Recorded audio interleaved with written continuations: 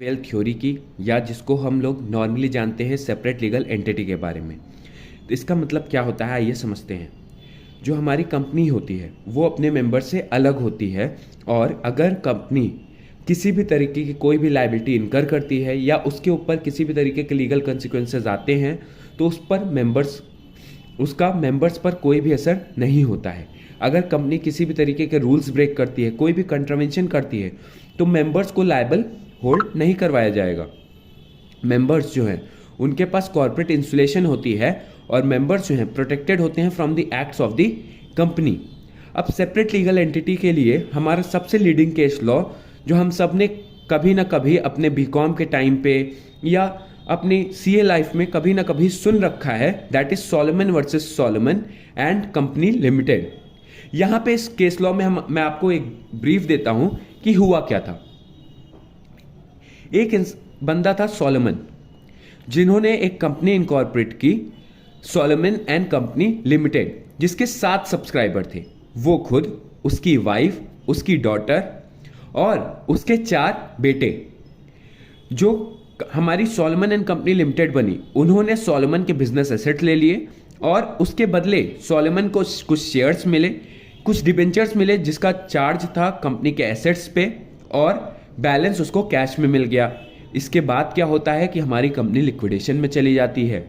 ठीक है, जो कंपनी के अनसिक्योर्ड क्रेडिटर्स थे उन्होंने बोला कि भैया सॉलोमन जो है वो तो सिक्योर्ड क्रेडिटर की तरह ट्रीट ही नहीं किया जा सकता, क्योंकि उसके पास जो डिबेंचर्स हैं वो भले ही सिक्योर्ड हैं, लेकिन हमारा जो सॉलोमन है वो कंपनी का एमडी है, और कंपनी इस वजह से सॉलोमन से अलग नहीं है। और यहाँ पे जो क्लोक है, जो सेपरेट एंटिटी का प्रिंसिपल है, वो शैम है, फ्रॉड है। तो भैया सॉलोमन को किसी भी तरीके से आप अपना डेट्स रिकवर करने का राइट नहीं है।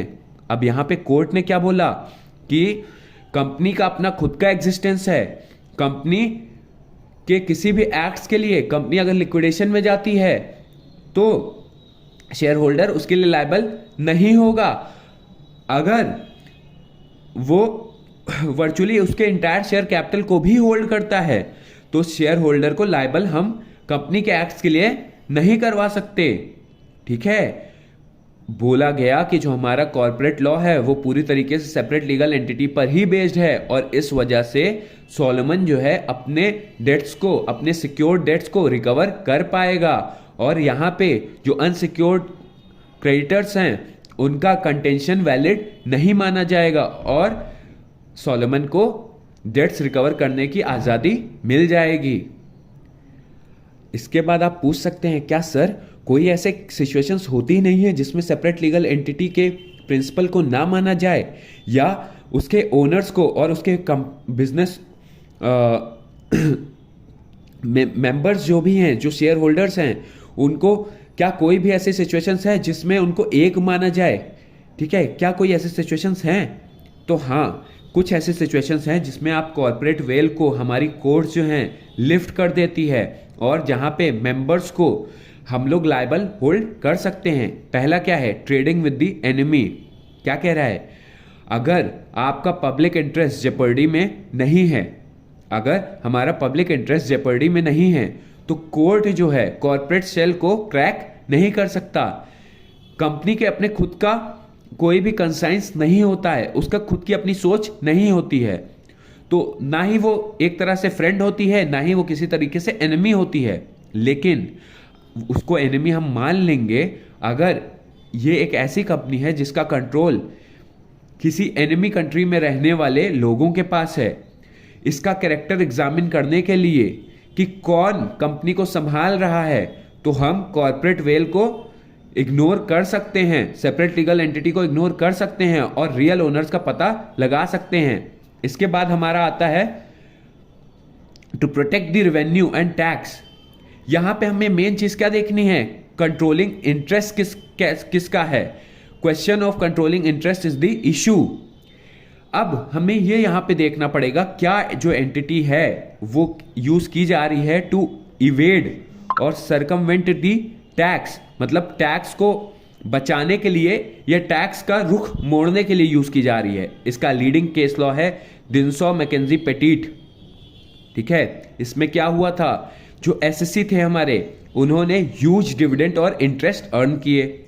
उन्होंने एक कंपनी ओपन कर दी जिसमें उन्होंने डिविडेंड और इंटरेस्ट वो उन्होंने ट्रांसफर कर दी और उस कंपनी के शेयर्स ले लिए। ठीक है, इसके बाद क्या होता है, जो कंपनी थी उन्होंने जो ये डिविडेंड और इंटरेस्ट की इनकम थी वो एज अ लोन एसएससी को वापस कर दी। तो यहां पे ये पाया गया कि जो कंपनी है वो पूरी तरीके से फ्रॉड है, शैम है, धोखा है, और कॉर्पोरेट वेल को लिफ्ट किया गया जिससे कि पाया जा सके कि रियल ओनर्स इनकम के कौन हैं और वो प्रॉपरली टैक्स हो सके। इसके बाद आता है हमारा लीगल ऑब्लिगेशंस को अवॉइड करने के लिए। क्या कह रहा है, अगर आपकी कोई कंपनी है जिसका सोल पर्पस है कि आप अमाउंट को रिड्यूस कर सको to be paid by the way of bonus to the workman, अगर आप वर्कमैन का किसी भी तरीके से कोई भी पैसा आप रोक के रखते हो, किसी लीगल ऑब्लिगेशन को अवॉइड करने के लिए इस कंपनी को बनाते हो, तो यहां पे भी कॉर्पोरेट वेल लिफ्ट किया जा सकता है। इसमें लीडिंग केस लॉ क्या है, workman of associated rubber industry limited versus associated industry limited. इस केस लॉ में हुआ क्या, एक कंपनी थी ए लिमिटेड जिसने कुछ शेयर्स परचेस किए बी लिमिटेड के। ठीक है, और बी लिमिटेड से जो भी आपके डिविडेंड आते थे वो ए लिमिटेड के प्रॉफिट एंड लॉस अकाउंट में क्रेडिट किए जाते थे, और जब वर्कमैन का बोनस कंप्यूट किया जाता था तो उसमें ये डिविडेंड भी उसका पार्ट बनता था।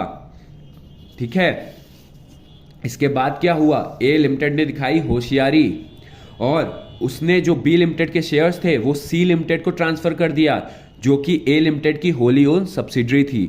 इसकी वजह से क्या हुआ कि बोनस जो वर्कमैन को आज मिल रहा था वो कम हो गया, क्योंकि जो डिविडेंड थे वो अब ए लिमिटेड के प्रॉफिट एंड लॉस अकाउंट में क्रेडिट ही नहीं किए जा रहे थे, जिसकी वजह से क्या हो गया, ये पाया गया कि सी कंपनी को केवल इसलिए क्रिएट किया गया जिससे वर्कमैन को जो बोनस मिलेगा वो कम किया जा सके। सी कंपनी का अपना कोई भी एसेट्स नहीं था, उसकी कोई भी बिजनेस इनकम नहीं थी, उसके पास केवल शेयर्स थे बी लिमिटेड के जो कि ए लिमिटेड ने ट्रांसफर किए थे। सुप्रीम कोर्ट ने इस केस में सेपरेट लीगल एंटिटी को सेट असाइड किया और ये बोला कि जो हमारी सी कंपनी है और हमारी ए लिमिटेड कंपनी है वो दोनों एक हैं, और यहां पे जो हमारा शेयर्स ट्रांसफर हुआ है बी लिमिटेड का वो ट्रांसफर नहीं माना जाएगा और उसको इंक्लूड करना पड़ेगा ए लिमिटेड के प्रॉफिट एंड लॉस अकाउंट में, जिससे कि सही बोनस वर्कमैन को मिल सके। उसके बाद क्या कह रहा है कि जहां पे सब्सिडरीज को एजेंट्स की तरह एक्ट करने के लिए बनाया गया है वहां पे भी कॉर्पोरेट वेल को आप लिफ्ट कर सकते हो। ठीक है, क्या कहता है इसमें कि अगर कंपनी जो है, इसके बाद क्या कह रहा है, formation of subsidiaries to act as agents, अगर कंपनी एजेंट की तरह या ट्रस्टी की तरह काम कर रही है किसी मेंबर की या किसी अदर कंपनी की, तो हो सकता है वो अपनी इंडिविजुअलिटी लॉस कर दे, और इस केसेस में हम लोग कंपनी को लायबल नहीं मानेंगे, हम जो उसका प्रिंसिपल होगा, जो मेंबर्स है या तो अदर कंपनी है, उसको लायबल कर सकते हैं कंपनी के एक्ट्स के लिए। और यहाँ पे भी हमारा सेपरेट लीगल एंटिटी का कंसेप्ट प्रिंसिपल काम नहीं करेगा।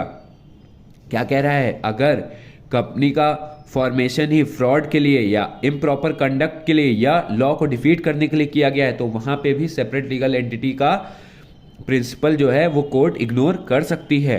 अगर इनकॉर्पोरेशन जो है, हमारे कंपनी का इनकॉर्पोरेशन जो है वो एक इलीगल पर्पस के लिए या एक ऐसे डिवाइस की तरह यूज हो रहा है जो इलीगल या इम्प्रॉपर पर्पस के लिए है, जिससे हम लॉ को डिफीट कर सके या लॉ को अपने पर बेनिफिट के लिए या क्रेडिटर्स को डिफ्रॉड करने के लिए या लीगल ऑब्लिगेशंस को अवॉइड करने के लिए यूज कर रहे हैं, तो इस केस में भी कोर्ट चाहे तो सेपरेट लीगल एंटिटी के कंसेप्ट को, प्रिंसिपल को अवॉइड कर सकती है। आई होप आपको ये वीडियो पसंद आई होगी। ऐसी और वीडियोस के लिए आप मुझे कमेंट बॉक्स में लिख सकते हैं, और कंपनीज एक्ट 2013 की ऐसे ही और छोटी छोटी वीडियोस आती रहेंगी। Hope you liked it. Stay connected.